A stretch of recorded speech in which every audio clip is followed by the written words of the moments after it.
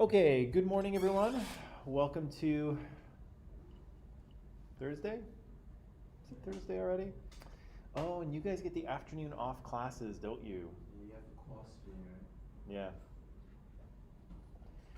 Yeah, we have a professional development thing to do a little bit later What is today. it actually? What's professional development or what's the Yeah. thing we're doing? What's professional development? The Ministry of Education kind of encourages or requires teachers to kind of continually upgrade their skills. And so schools usually have to offer some sort of professional development. Um, in pre-COVID times, what we would do is we would like all go to a school and every room would have sort of different sessions on, how to teach this or how to do this better or how to do, how to use technology or blah, blah, blah, blah, blah. And so kind of not doing that now because of COVID. And so today we just have a kind of a webinar course in the afternoon about sexual orientation and gender identity stuff, which I know nothing about, so it'll be very informative. Eye-opening for you. It'll be very informative and eye-opening, and Maybe you could tell us what you learned. I plan to learn a lot. I plan to learn a lot.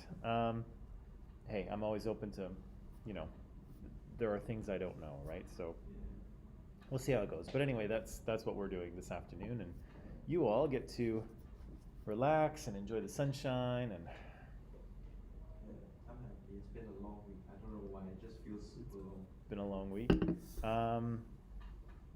Monday. Monday felt like 2 days. I don't know why. I usually, maybe that's a bit early. I usually find, for me, it's usually like week 8, where like you sort of start to feel like, oh, we've been doing this for a while now, and then you sort of start to feel a little slower. I had a rough weekend. Maybe that's why. That'll do it too. That'll do it too. Yeah, when I first started working here, I worked 6 days a week Yeah. because that was the only courses I could sort of get my hands on because I was lower on the totem pole sort of thing. And so I worked 6 days a week. And so, yeah, I remember by week 8, I'd start to feel like, oh, I've had like, 5 days off in the past 2 months. Do I really want to do this? Well, I did want to do it, but that's when you start to feel it, sort of thing. And so, yeah, usually for me, it's like week 8 where it's like, oh, okay. But then, you're almost at the end anyway. Yeah. Yeah, that vaccine thing knocked me out last night. Oh, yeah? I How do you was. feel today? Today I feel good. Yesterday I felt, yeah, just achy all day, and then by about 8:15 last night I was like ready for bed. Yeah. So, but I slept well, and so I think. I think as of yesterday, Canada is officially the most vaccinated country, 65%. Which is a little surprising. It seemed like we were lagging behind a little bit earlier on, but. And then we overtook them in a month. And the daily cases are less than 1,000 across Canada now. Yeah. Well, I mean, for the most part, I can't compare us to all other countries, but I know that, Canadians are usually pretty good at kind of listening to the government and doing Oh, that's good. the right thing. Like I can't speak for all countries. I know the U.S. kind of has this, they have this individualistic, freedom-loving spirit, and so there was lots of people that are, I'm not going into lockdown, and they were having that. But Canadians are, a little more reasonable, and they tend to, if the government says, "Look, guys, we really need to do this," people tend to That's good. kind of do it. So, yeah, I think that's, we'll have most people vaccinated fairly quickly. Hopefully things get back to normal. Well, we'll be back to closer to normal here in the college in September, because we'll have about 60% of our classes back in person. So there will be in September. There'll be lots more people. I heard the government said something about revising the restrictions in September as well, something like that. Yeah, for what kind of restrictions? Like just COVID restrictions in general. Yeah, well, they have BC has this kind of 3-step or 4-step plan or something, and so we're on step 2 now, and so I think, yeah, by September things will be pretty relaxed as long as people continue to get vaccinated, which I assume they will. So I think, yeah, I think by September things will look more like normal. Oh, good morning. Great news. What's that? Great news. That is great news. And You don't need to wear masks anymore. what's that? You don't need to wear this anymore. No, that'll be nice. It's Well, after a whole day of wearing it, just like persevere. the ears. Yeah. Yeah, the ears sometimes, and it's just like, It's so restricting though. yeah, and it's it's not comfortable, right? But you gotta do what you gotta do.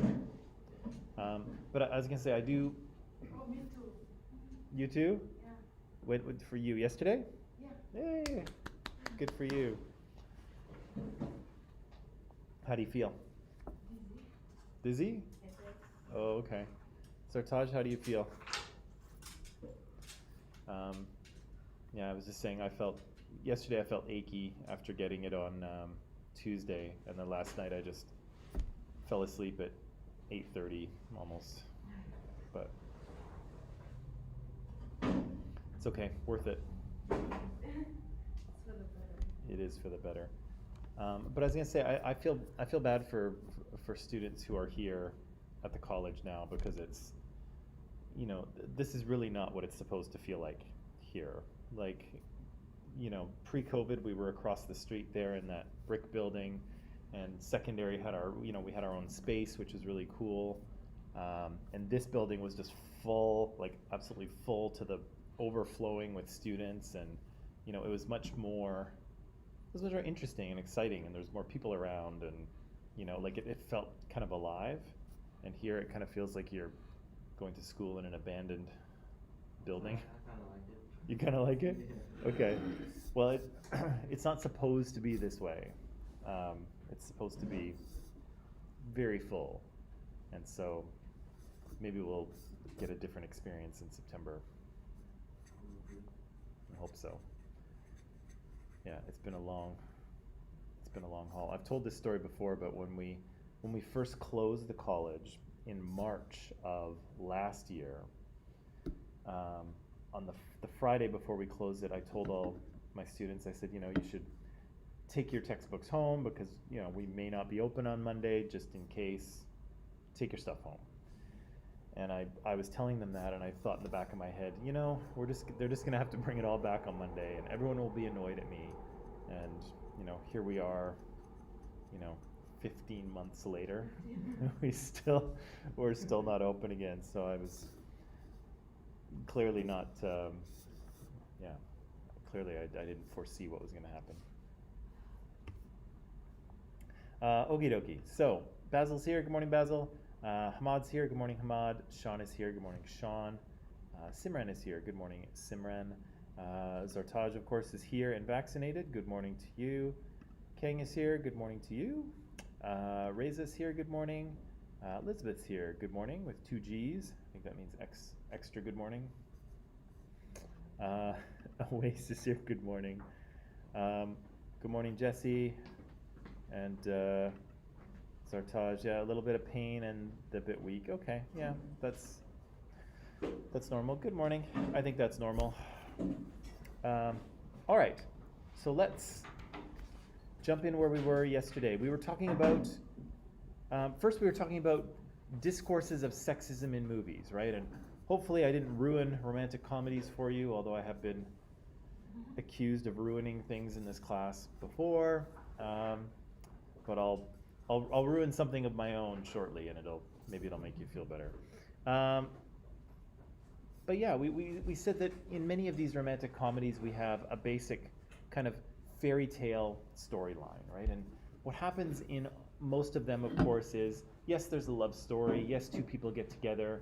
Yes, it's heartwarming and romantic, and we love to sort of worry about, will they get together or won't they, or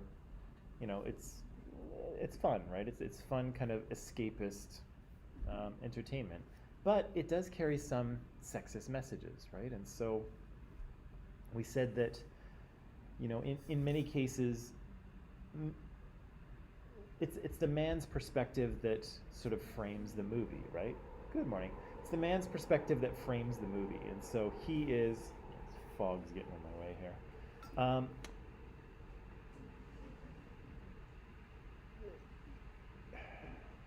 At the beginning of many of these movies, women seem to have their life together, but the message that we get is that, something's missing, right? Their lives are somehow not complete without a guy, right? And, they don't believe that, but of course they need to be convinced, right? And everyone else convinces them, particularly the guy. Good morning, there's the guy.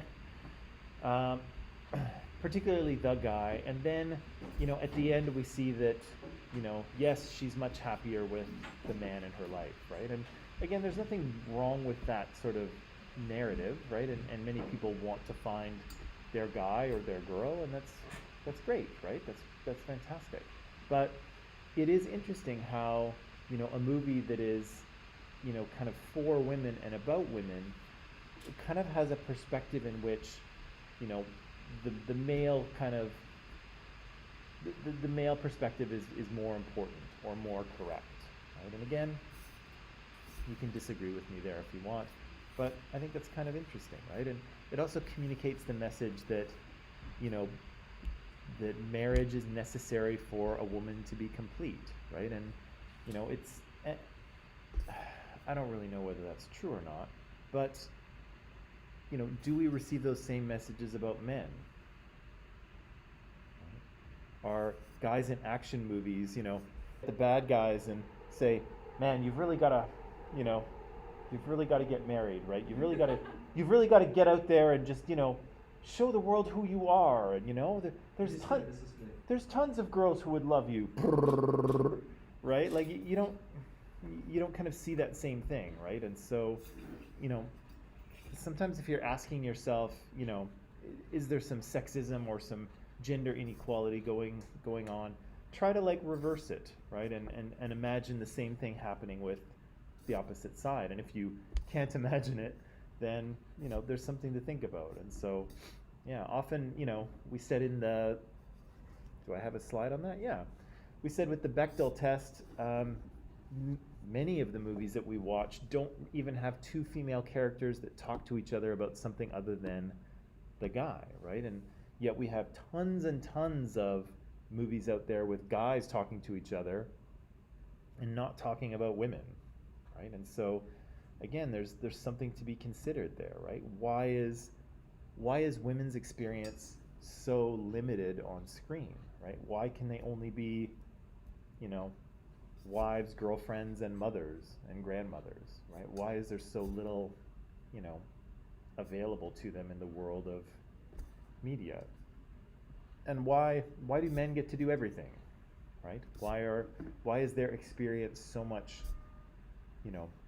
explored so much more, right? And again, probably the easy answer is that the films are mostly written by and directed by and produced by men, and so, we're seeing men's experience, right? We're seeing life framed by how men want to frame it or how men see it,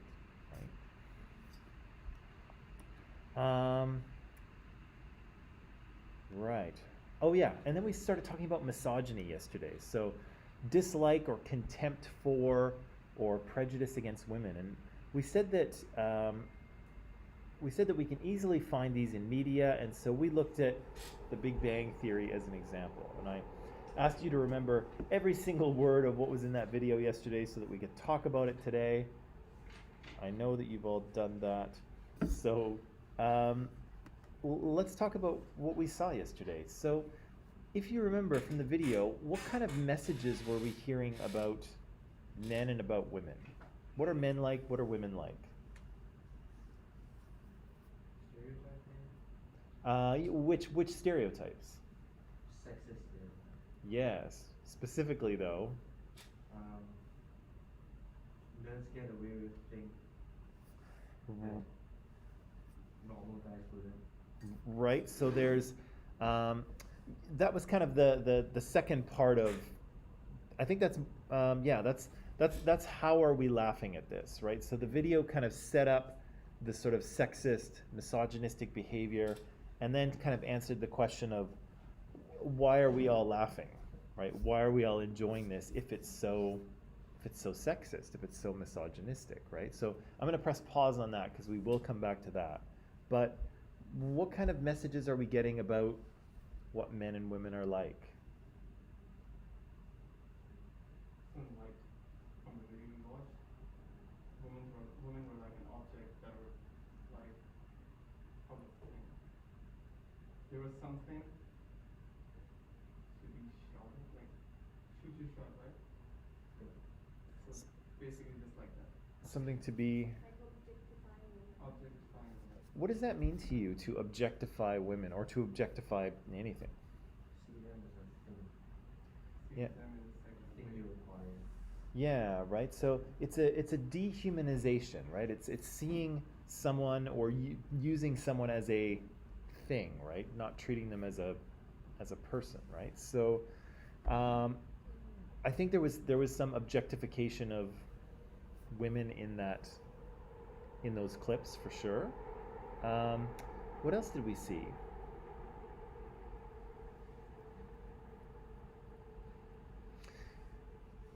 Maybe I'm asking the wrong question. What stood out to you in that video? What was something that you saw and you remembered? Sexual assault. Oh yeah, the sexual assault part, right? So that seems pretty shocking, right? To have, a sexual assault, show itself in a movie, especially a comedy movie, and have it, play for laughs, right? What makes something a sexual assault? Lack of consent. Yeah, lack of consent, right? And so, what does consent mean to you?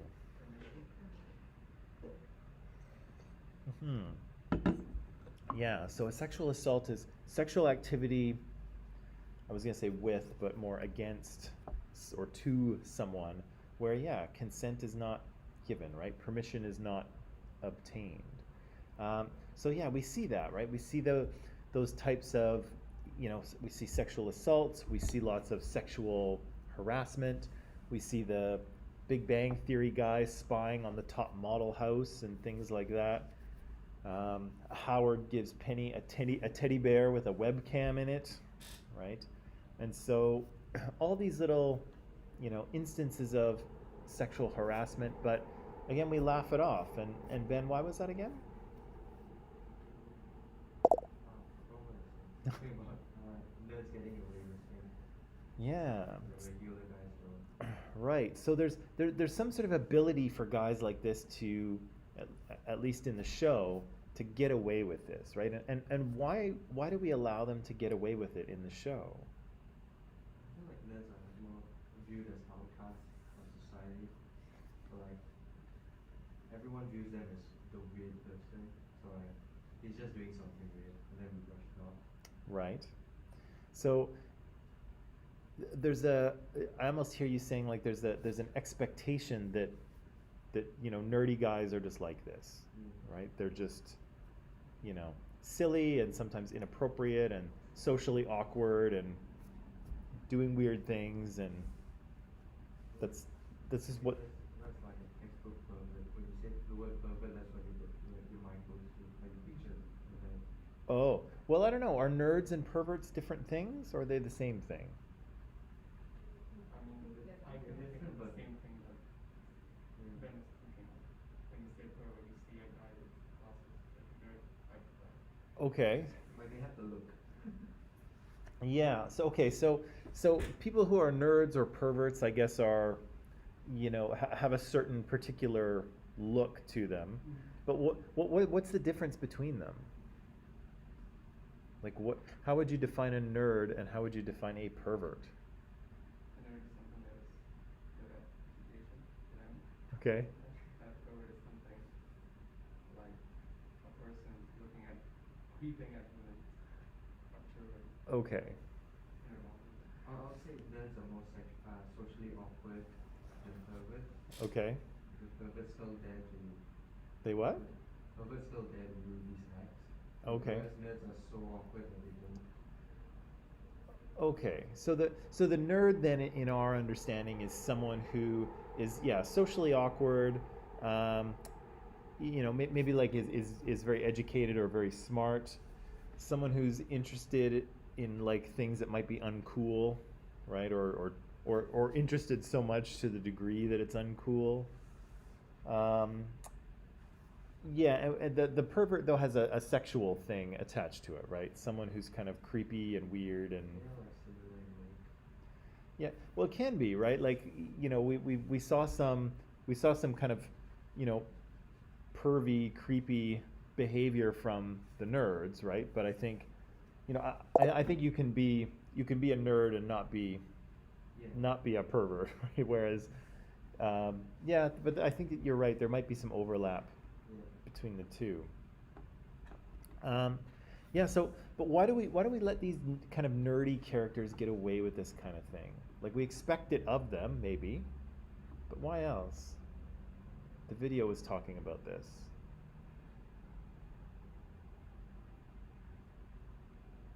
Maybe like nerds are seen as like less manly or like less powerful, so they think like, oh, he doesn't have the power to actually do anything. Yeah. Yeah, we kind of that we they're portrayed as harmless in the show, right? And often, yeah. So the framing of the characters has a lot to do with what they can get away with, right? And so, how many people had watched that show previously? Bang Theory? Yeah, Oh. even just a little bit. No? But I've never noticed it until you pointed it out. Okay. Victoria, had you noticed it before? Interesting. But based on what you saw of Big Bang Theory previously, Howard and Raj and Leonard and Sheldon, they're all good guys, right? Like they're not bad. Yeah, they're good, right? They're nice people. They are harmless. They wouldn't hurt anyone, right? Like we know that in the show, right? And so because the audience knows that, they can get away with more things, right? Because we know that, yes, they're a little socially awkward. Yes, they're a little weird, but they would never hurt anyone, right? We know that. And so that kind of allows them to get away with it. So the fact that we know those characters helps, right? And the other thing has to do with, yeah, the masculinity, right? They're, in terms of traditional masculinity, those guys are lacking a little bit, right? They're not confident, they're not strong, they're not interested in manly things. They're awkward, right? They're not good with girls, and so they don't kind of conform to like traditional masculinity, right? They're kind of something else, and so yeah, it's tempting to see them as harmless, right? And again, some of the things that those guys say and do, if it was coming from some super masculine, ripped guy, it wouldn't play the same, right? It would be like, dude, you're awful, like that's a horrible thing to say. You're despicable, right? But again, it plays differently coming from these harmless, seemingly harmless, kind of nerdy guys, right? What's the other technique that they use? They mentioned it in the video yesterday. Laughing effect. What's that? The laughing effect. Oh, okay. Yeah, the laughing effect has a lot to do with it, right?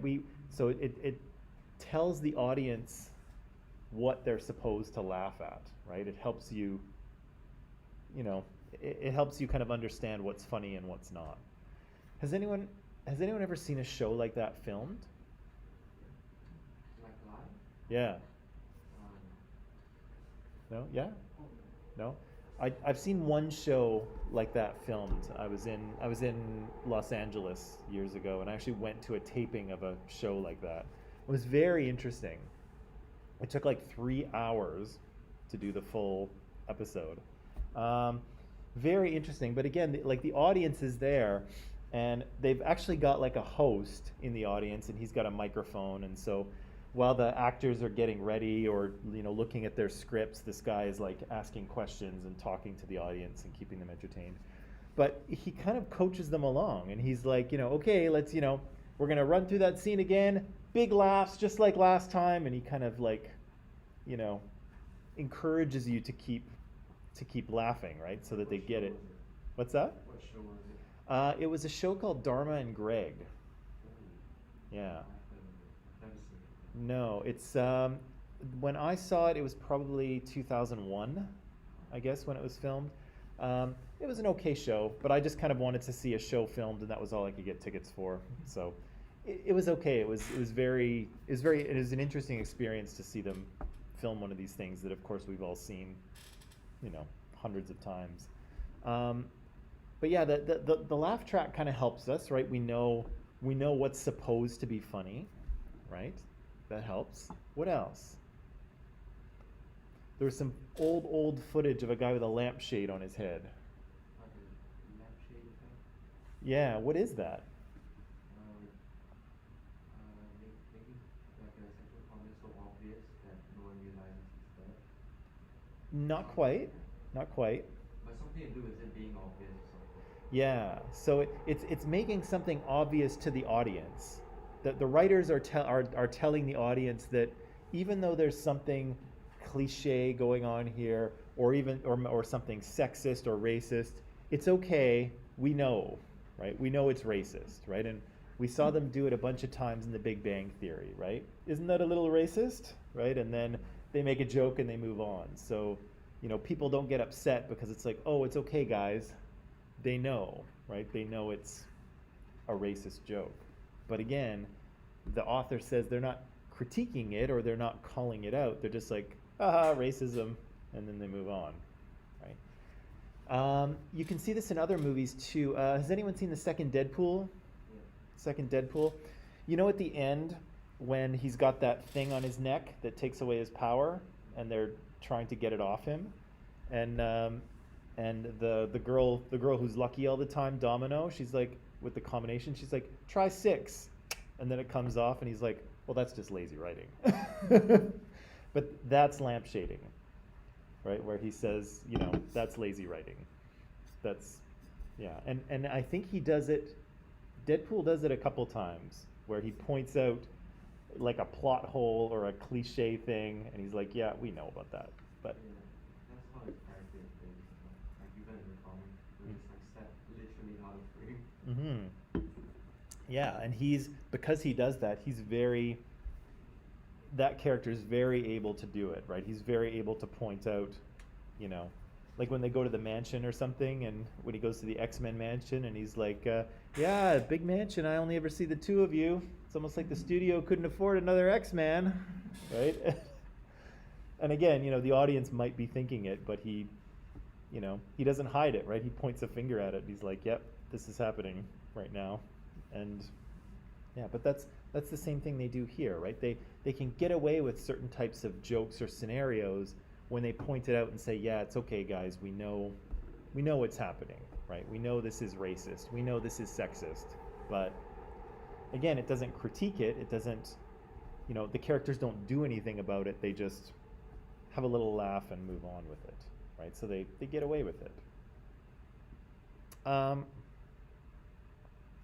Yeah, and it's interesting to think, and again, hopefully I'm not ruining too much for you here, but it's interesting to see, especially because, again, this is a super popular show, right? They will be showing reruns of The Big Bang Theory, and Big Bang Theory will be on streaming services, for 100 years, right? Super popular show, but there's a lot of misogyny mixed in there, right? And it's interesting to think about, how people miss it, right? And why people don't see it in the first place. I think that women are much more likely to see it than men, but it doesn't mean that women do see it. I mean, all of those people watching the show are not men. But it's interesting to think that people miss it, and it's also interesting to think how that show will play in another 20 years, right? Will people watch it on streaming services of the future, or whatever we're watching TV on at that point, and say, oh my God, how could people have laughed at this? Probably. Yeah. Because we do the same thing with old movies today, right? And old shows, we're like, oh my God, look at this, right? This is so racist or so sexist, right? So I'm curious. Like What? the Big Bang Theory was released now, I don't think they would do that now. It's true, right? And that's the thing. Even though all of these shows are kind of a product of the time that they appear in, and yeah, maybe this wouldn't play so well right now, right? I don't know. What else should we say about this?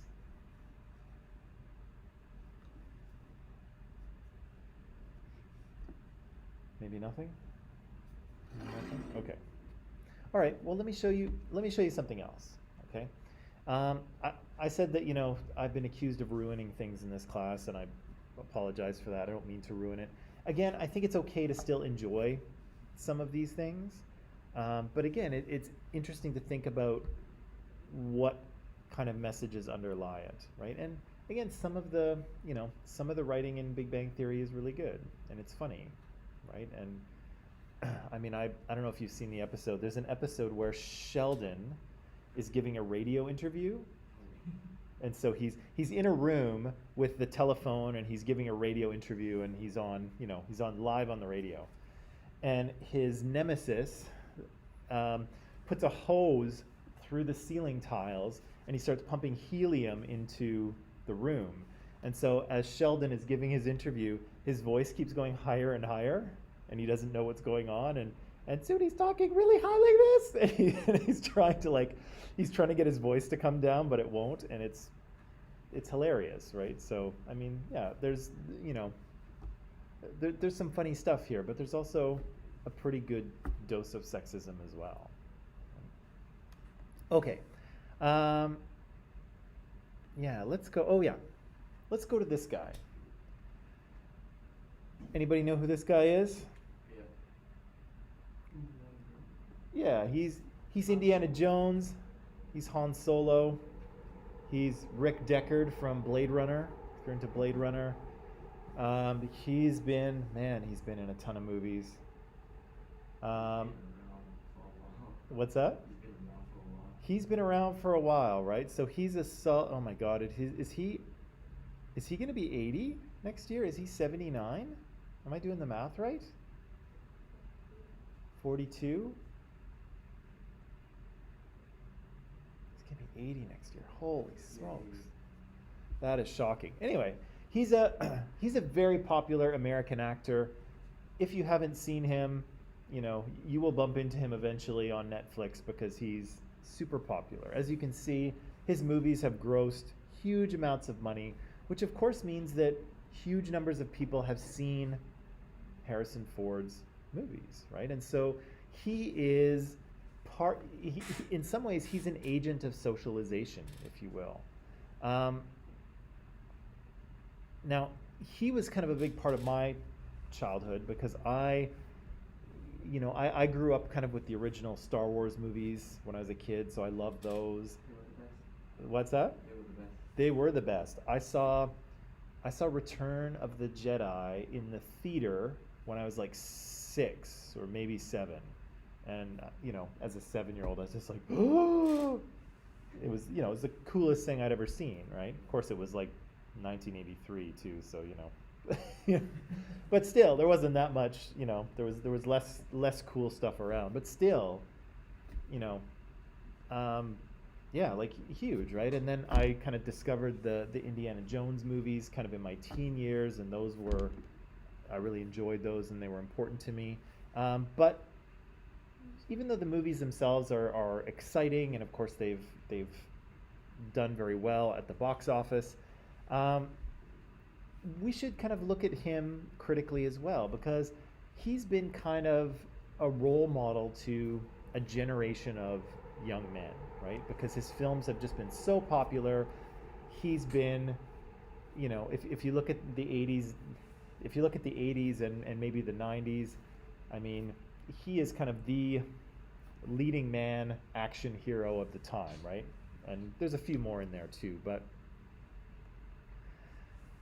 I want to look at how some of Harrison Ford's characters interact with women in the films, right? So this is not Harrison. I'm sure Harrison is a actually, I'm sure he's a lovely guy, but he's tough to. Have you ever seen him interviewed? Probably not. He's a tough interview. He will not. Reveal anything at all. He will not reveal anything, and if you ask him a stupid question, he will like. He'll get annoyed. Yeah, he'll get annoyed with you. So he's a tough interview, Harrison. But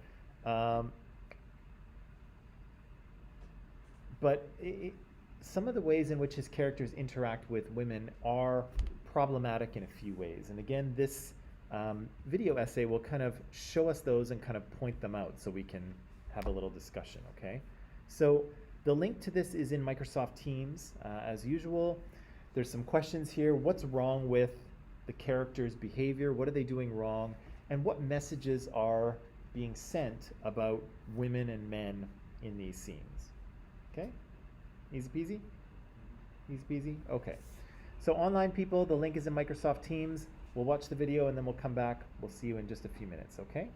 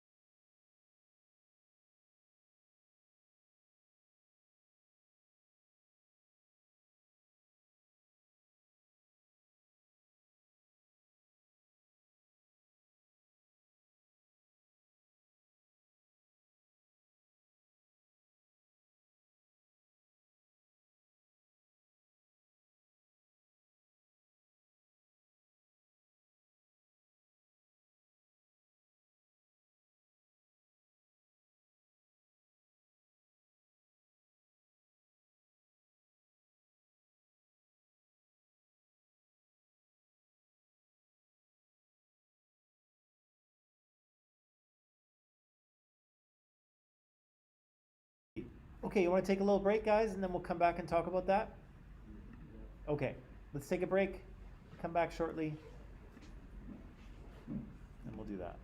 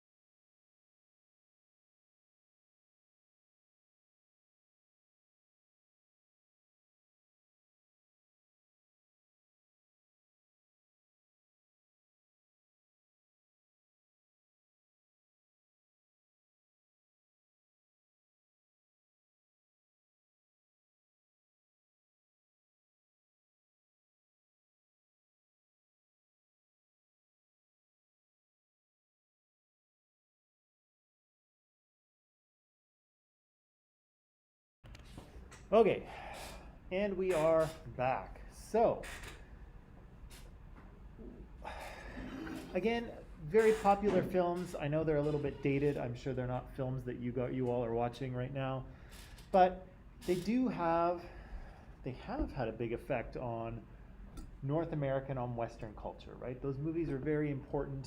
They're very influential, and other movies have kind of copied them, right? So it's not just a matter of people watching those films, but it's other films that try to do what those films do, right? So that behavior you'll see not just in these ones, but in many. And so what's wrong with these characters' behavior? What are Harrison Ford's characters doing wrong? Not taking mental. Right. Right. We said that. What's that? Despite the permission. Yeah, right. There's this good morning. There's this kind of idea of, again, men as the predator, right? The one who does the chasing, and women are kind of the ones who are caught, right? But here we see women say no a bunch of times, right? And these characters don't in any way listen to them, right? And there's no, like Rafay said, there's no consent here, right? So women say no pretty clearly, and these characters just keep coming, right? What else is wrong with some of these characters' behavior? Too aggressive? Yeah, well, too aggressive, and in some cases bordering on violent, right? There's physical, there's physical restraint going on. Actually, almost in all of them, right? Even in the first scene that we saw with Han Solo and Princess Leia, he's blocking her, right? She's in that part of the ship fixing it or whatever, and like she can't really get out. He has cornered her, and he's a big guy, right? Harrison Ford's 6'1" or whatever, and he's blocked her in there, right? Super uncomfortable. And all of the other characters we see actually use some sort of physical restraint to keep women where they want them, right? Which is big no-no, right? What else do we see these characters doing or doing wrong?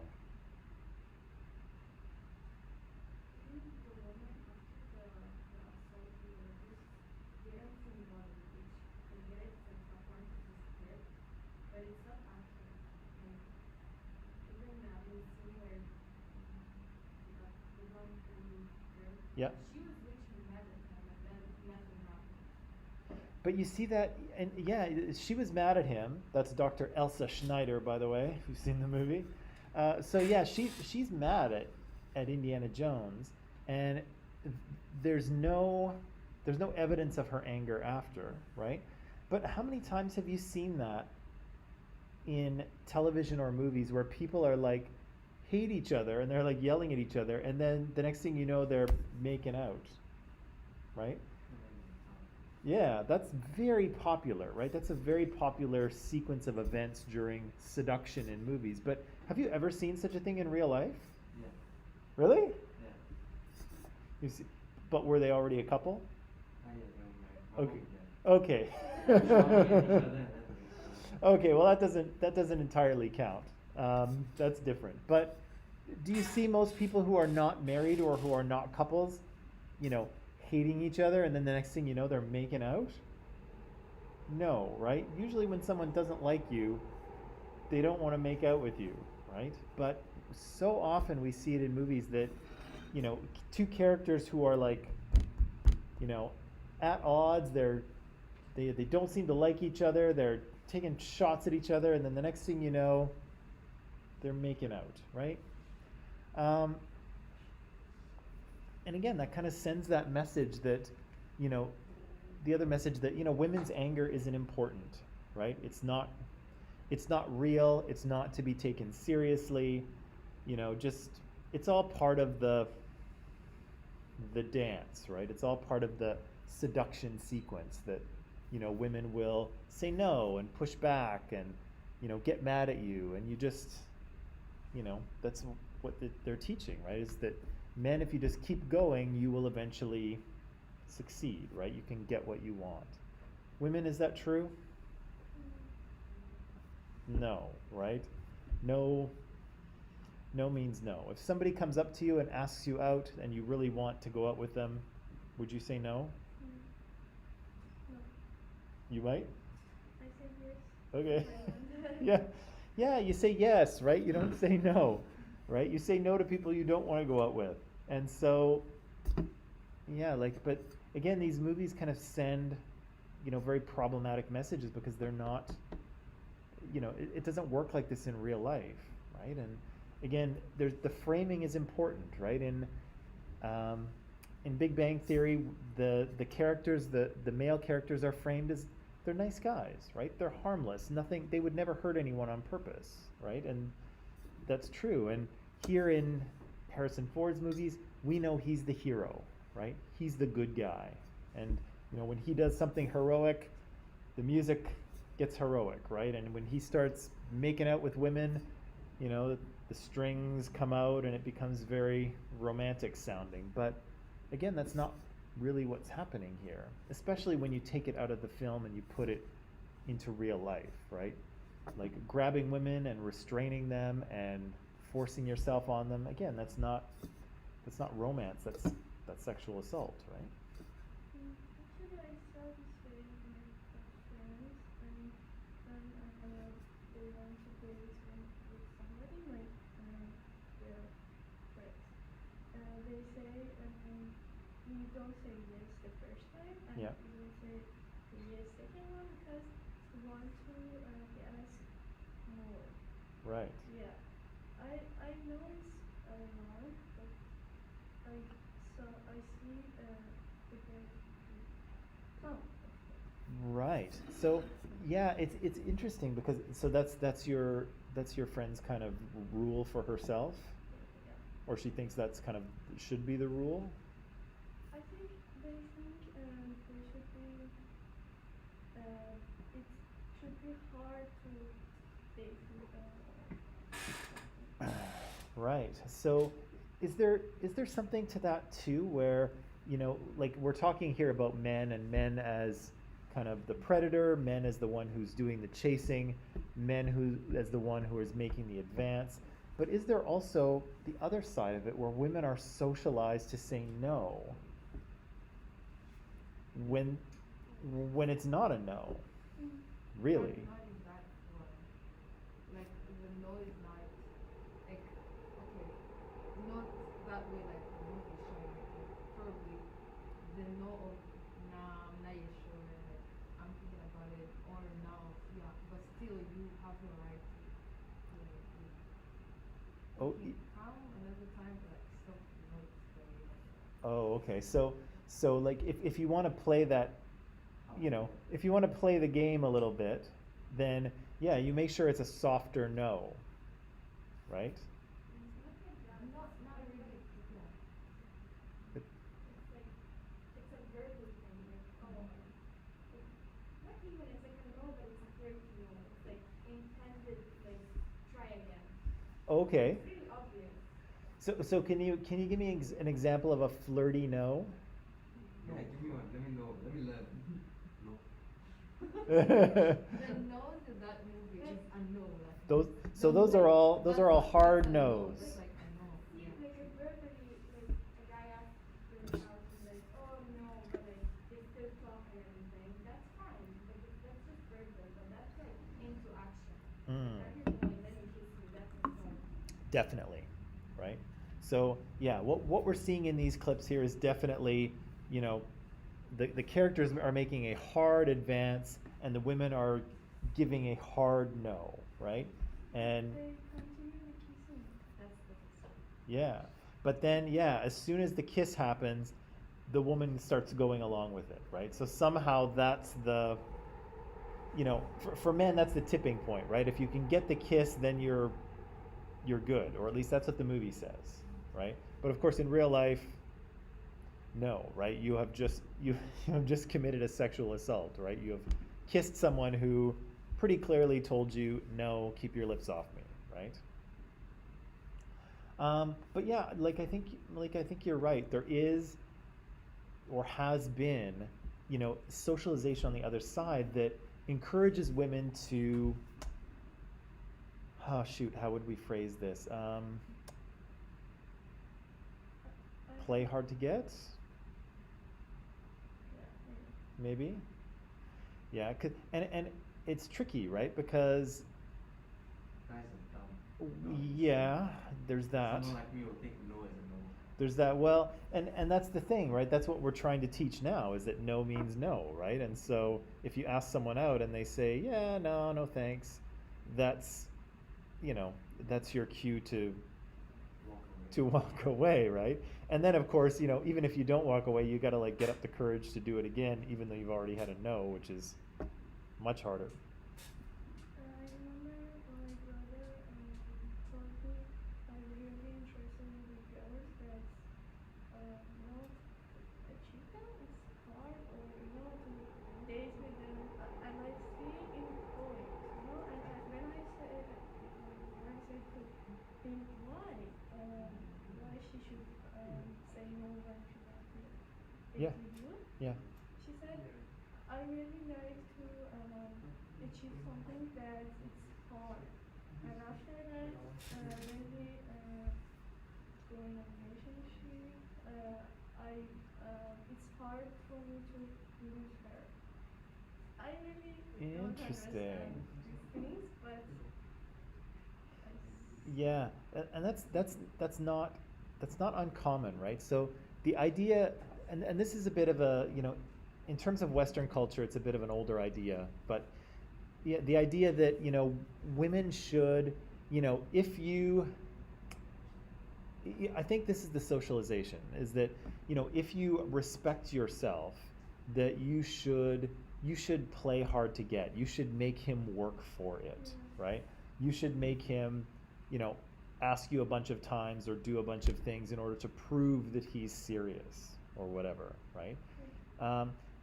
Which is kind of interesting because I would argue, and you can disagree with me here as always, but men are being fed these messages that you should always pursue, keep pushing, you'll succeed, right? You'll wear her down, kind of thing. And then women are being taught this other thing where, no, say no, even if you want to say yes, say no, or do the flirty no, or make him work for it, or whatever. And it's kind of like, men and women are kind of locked in this dance that they've been taught to engage in through socialization. And yet it's damaging because men are, kind of pushing themselves on women who, may not be interested. And women are kind of forced to say no, even when men that they're interested in are approaching them. And I think it creates a lot of kind of drama and confusion and, neither side is really getting what they want, right? I would imagine that men don't really want to, well, hopefully don't want to pursue anyone who's not interested in them, ultimately. And women don't want to say no to guys who they are interested in. And yet, They just need the game. yeah, and this is one of my, this is another social justice thing that I feel is that sometimes when you have unequal socialization or when you have sexist or racist or whatever ideas, they actually hurt both sides, right? And sometimes they hurt one side more than the other, but neither one is really benefiting from the situation, right? And here I think is a perfect example of, women are certainly not benefiting from this sort of these sexist messages that men are receiving, but it's also kind of hurting them as well, right? Because we're encouraging men to sort of force themselves on women, and yet we're also saying to women that no, you should say no to every guy, right? And yeah, if a great guy comes up to you and asks you out, then say yes, for crying out loud, right? But again, there are these messages, right? And some people, some people follow them, right? Some people believe them, and You know, the dating world is full of little rules like that, right? What you should and shouldn't do, what you should and shouldn't say. When do you text back, right? If somebody texts you, do you text them right away? Do you wait a few hours just to make it seem like you're busy? You know, do you text them back the next day? If you go out with someone and then, you finish the date or whatever and you go home, when do you text them next? Who texts first? Right? There's all these little like rules and things about, what to do when, and and this is part of it, right? As we this is part of it. But it creates a confusing landscape, right? And here what we're talking about, it creates a potentially dangerous one, right? Or at least an uncomfortable one, where men feel that they can get whatever they want as long as they keep trying, right? And that's just not true, right? And in fact, the more you try, the smaller your chances will be, right? And the larger your chances will be of being arrested, ultimately. But yeah, so what messages do Harrison Ford's films here send us about maybe just about men, about masculinity? What should a man be according to what we saw? Aggressive. Yeah, aggressive. Or trying more. Sorry? Pushing out there, Right? No, so no doesn't mean no. No means keep trying, right? Sorry, Victoria, what did you say?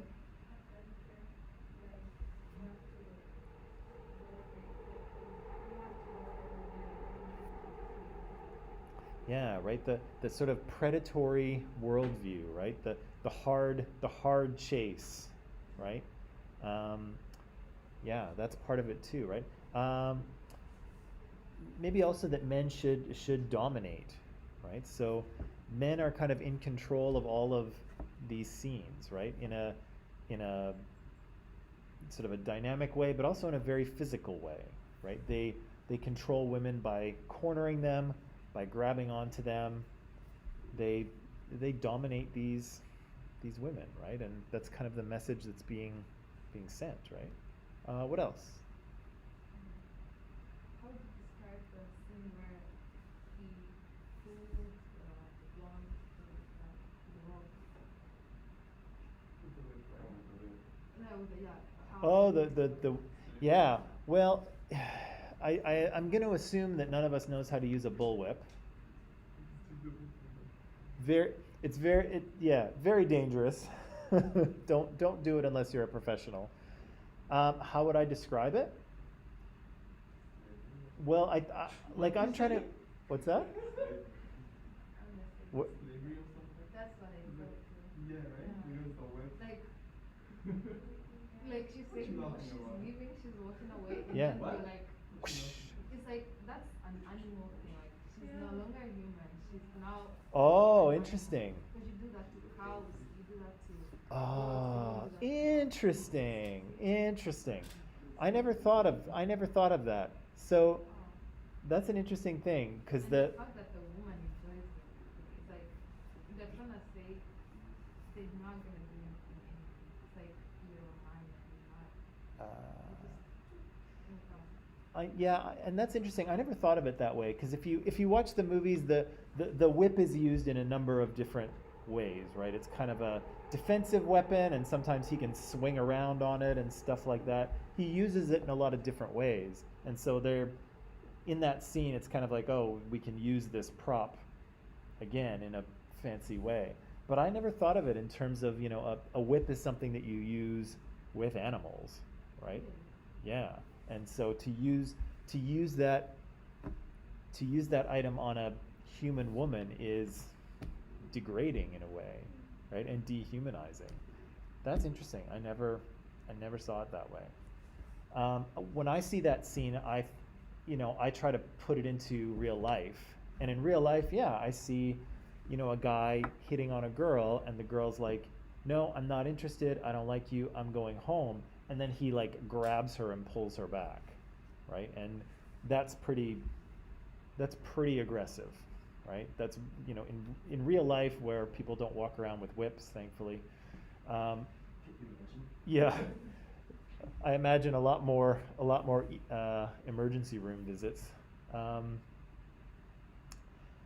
yeah, that's how I imagine that scene to play out in real life. And yeah, it's, to grab someone that you don't really know and like pull them back like that. So they say that was the first, like romantic talking in the movie. So the guy was saying, used to say that was the first. So In which scene?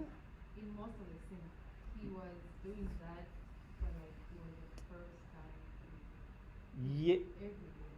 Yeah. So, well, the whip scene actually comes up right at the end of the movie. So they've spent the whole movie together, but they haven't really been super romantic for the whole film. It's an adventure film. There's all sorts of exciting things happening, but they haven't really connected romantically, the two of them. But the other two, with Han Solo and Princess Leia in the spaceship, yeah, they haven't been romantic at all. And with the blonde girl, they just met like an hour ago or 2 hours ago, so they don't know each other at all, and they're in the middle of a fight, right? She double crosses him, but that's another story. but still, yeah, these things are, you have to put them in the context of two people who have basically just met, who do not have a romantic relationship, unlike Ben's parents. And yeah, you can't fight with someone you don't know and then immediately go to kissing them. That's not realistic. I honestly thought you were referring to Han Solo and Leia. The- When the- you said Ben's parents. Oh, well, I don't know, maybe, I don't know who your parents are. Maybe, I wish. do they don't have a Han Solo and Princess Leia thing happening? Not at all. Yeah, interesting. But even though these are just a few scenes, and they're all scenes from one actor's films, we've seen these kind of things before, haven't we? Yeah, right. It's a very common seduction sequence, right? The man continuing to push, the woman saying no, no, no, maybe some cornering or physical confining going on. And again, women's anger is not appreciated, right? Women's anger is not important, right? And we saw that a little bit in The Big Bang Theory too, right? That women's comfort and safety is not important, right? Men's egos are more important, right? So even after Howard is creepy and perverted and weird with Penny for a long time, Penny finally says, "You know what, Howard, you're a creepy pervert, back off." And then, his feelings get hurt, he mopes around, and then she has to come apologize to him, right? That's what we saw in the clip. But really, he's been kind of sexually harassing her for episodes and episodes and episodes, right? He's the one who has to make the apology, and yet we see the female character, she's the one who has to apologize to him, right?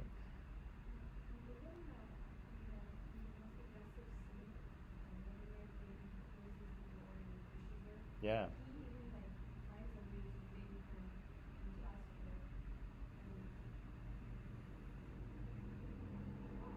Yeah, that's twisted, right? So yeah, so that's in Blade Runner, and Rick Deckard there corners Rachel, traps her in his apartment, and yeah, makes her say, kiss me, right? He makes her ask him for it. And again, technically that's consent, right? But is she free to give consent? No, right? Because if she says no, what's going to happen to her, right? He's going to get violent. It's not.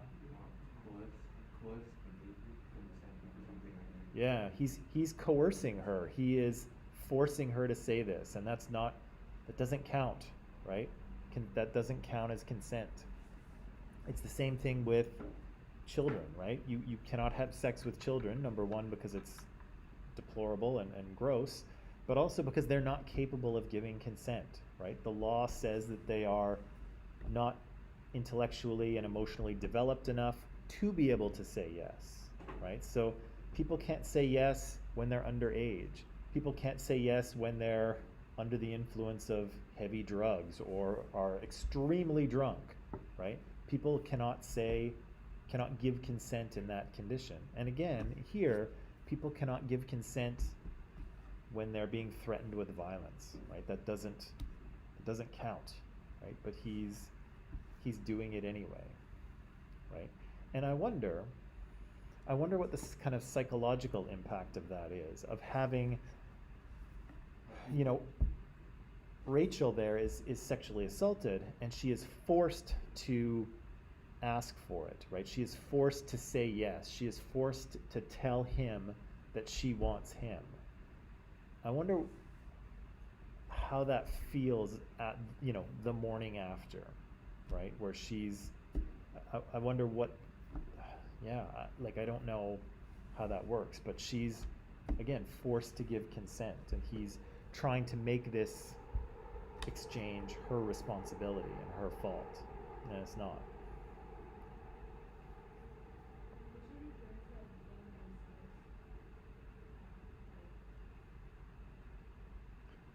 Yeah, like they think like, oh, like why do like of course like they're responsible. Yeah, like somehow even though they know they're right, it's like they're wrong. And even if they do know they're right, everyone else is thinking they're wrong, so like just convince themselves that they're the wrong ones, like they actually asked for it even though they didn't. Definitely. And when I said I wonder how it feels, I was thinking in terms of like, you know, like a sexual assault and then a sexual assault where you were made to consent. That was what I was curious about. But I think you're right? So society, you know, social messages help to convince women that rapes and sexual assaults are their fault, right? How many times have we heard, you know, a rape or a sexual assault happens, and the question is, oh well, what was she wearing, right? Or was she drunk, right? Or why was she, you know, in that part of town at that time of night, right? So it's not the man's responsibility for committing the sexual assault, it's the woman's responsibility for being, you know, foolish or slutty enough for that to happen to her, right? That's the social message that floats around, right? And it's, you know, men are responsible for their behavior, right? Not women. It's not women's job to dress in a way that they aren't assaulted. It's men's job not to assault women, right?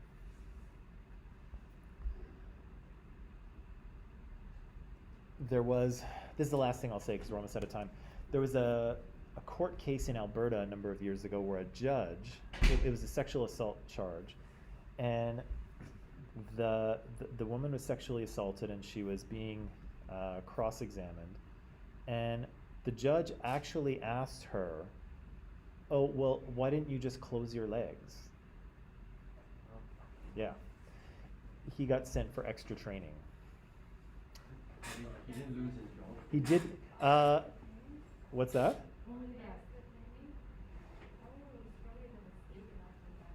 Yeah, that's a horrendous thing to say in a court to a sexual assault victim as the judge, right? Extra training is, you know, this is the thing, is that the higher up you go, you know, sometimes you don't get the consequences you deserve, right? And so, yeah, he should have lost his job, right? He should have known better than that. But again, it just shows how pervasive those ideas are, that women are responsible for men's behavior, men's sexual behavior, right? And that's why women don't really come forward. yeah, right? It's like once the guy knows you like him, he already has an opinion. He's already imagined him. You get it? So it's like, that's why I think we are told to first let them push harder to actually see if they really need to. Because once you open up, it's like they're already thinking, they're already seeing what's gonna happen. So, Yeah. Well, yeah, and we can talk about that too later, but I think there's also a,